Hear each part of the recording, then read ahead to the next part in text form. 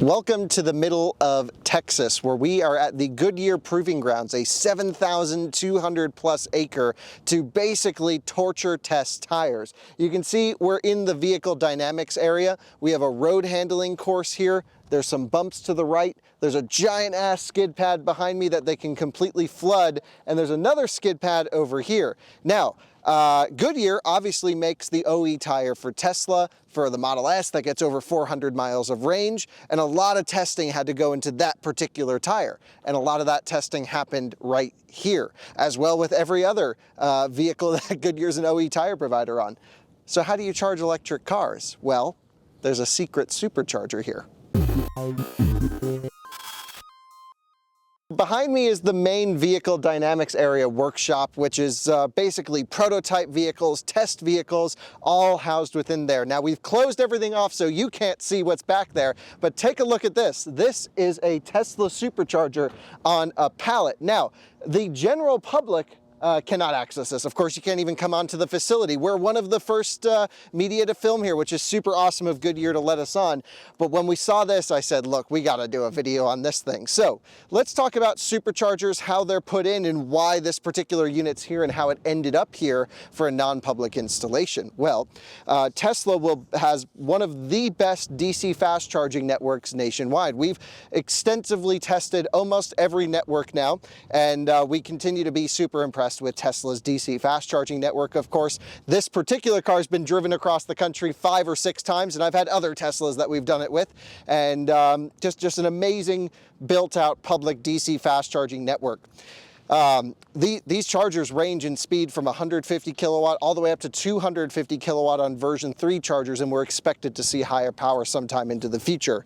Now, if you're a private owner, and we see comments like this on some of the Tesla owner forums and Facebook groups and things like this, and they're like, I want to put a supercharger in my house. Well, first of all, you probably don't have 3-phase power to your house, so it's not possible. Secondly, even if you did have like a, 350 kVA, let's just say a 500 kVA transformer for your house, and you could power it, well, you couldn't even buy a supercharger from Tesla because they won't sell you one.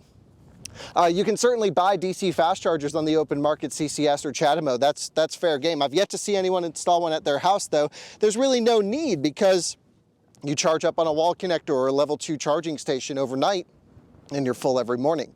But for situations like this here at the vehicle dynamics area, these cars are just rung flat out all day long, hot temperatures, got to plug them back in and take it out for tire testing.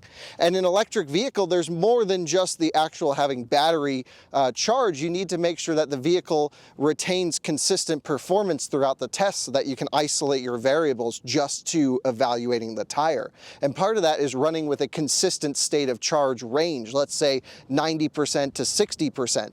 And the reason you want to do this is because when an electric vehicle loses power, or loses charge, you lose overall power. As pack voltage drops, the current request from the motor is going to get the same current but at lower voltage, lower power. So here comes Tesla in. Now, at certain test facilities around the world, I believe there's one in South Carolina, one in Alaska, and one here in the middle of Texas. We're just outside of San Angelo. Tesla has decided to put in their own secret supercharger, I'm calling it, because it sounds cool, but it's really just a supercharger on a pallet. If you were expecting something really exciting, I'm sorry, but to me, this is exciting. I love this. So let's take a look at the install, how it was done. Now, I talked to Goodyear about how this got here. Did they pay for it and all of this stuff? And here's the situation. I don't believe any company has ever purchased a supercharger from Tesla. Now, who knows what behind the closed doors deals have happened, but Tesla put this here free of charge. They did not install it free of charge, though. Now, Tesla will have vehicles come, their engineers here, they'll have Goodyear evaluate their vehicles. For example, there's a Tesla engineering Model Y that we can't show you on the other side over here. However, there's also a Model S that Goodyear owns, and we've shot a ton of videos with this vehicle. And they can use that Model S because they purchased it. It's on developer software. Tesla certainly helps them out. But they can use that vehicle to develop a replacement passenger car tire for a, sort of large segment sedan. And for example, they don't need to go buy a 7 Series or an S-Class. They can develop on the Model S because it's the same class of car. So Goodyear is able to use this supercharger, top up the batteries. We're going to test it out, see if it works here in a second. But come take a look over here. Existing here at the facility was this transformer outside of the building, and just an easy install, right? So they had an electrician come in, wired up into this panel right here with it's an Eaton panel, I believe, into this mobile supercharger. Now, if people don't know how much about superchargers, this is what does all the work. This is called a supercharger cabinet, and this particular one's a 150 kilowatt converter. Basically, it has 12 onboard chargers out of a Model S, essentially adapted for supercharger use. And this will take the AC power from the transformer, step the voltage to pack voltage, which is around 350 to 400 volts on a Model 3, depending on state of charge, and then dump the current in with DC charge power, bypassing the car's onboard chargers.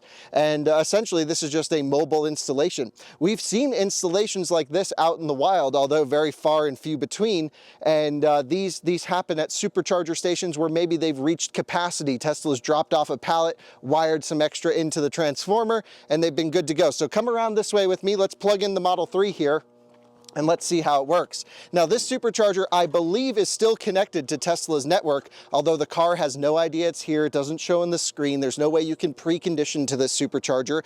There's also no way, I believe, for this to bill you. Now, this car is free charging, so I'm not totally sure. This car came with 2 years of free charging.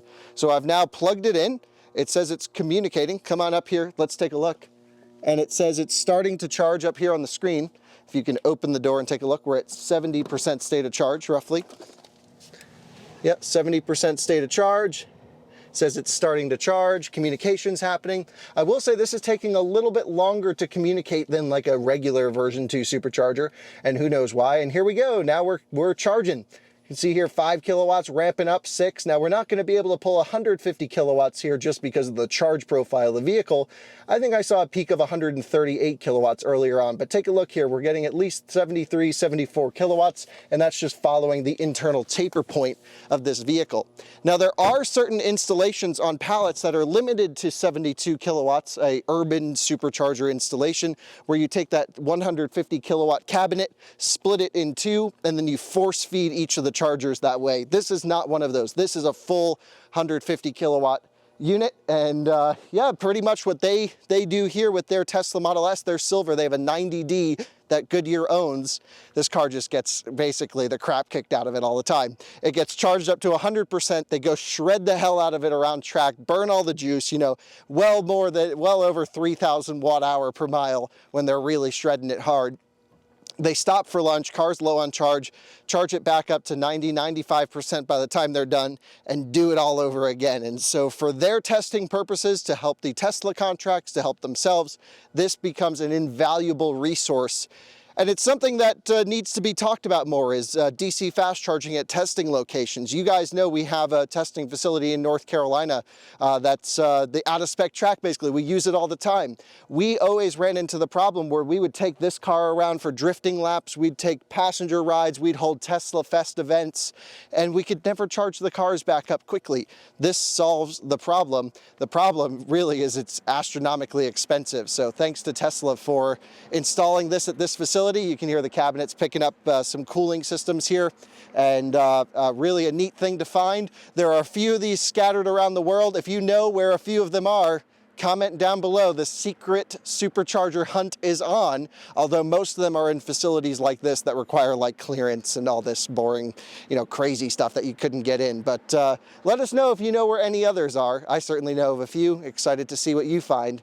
And here we are charging at a non-public Tesla supercharger.